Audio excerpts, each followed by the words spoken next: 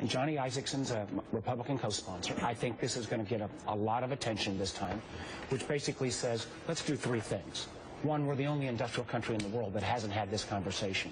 And we have a system right now that says to a doc, go ahead for your dad and perform those 15 extraordinary additional services, and we're going to pay you, but we're not going to pay you as a doc to actually sit down with the patient, the family members, the priest, rabbi, whomever, and have a conversation and say, when it comes to that point, what do you want? If you want it all, you ought to have it all. Yeah. But if you don't want to be resuscitated that fourth time, you ought to have those wishes respected. Right. Have that conversation compensated. And then, if you put that document together, and dad or mom moves from one state to another, right, let that document follow. I know this is something I've been passionate about, but we didn't get it right in my own family. My mom had Alzheimer's for 11 years. 9 years she didn't speak.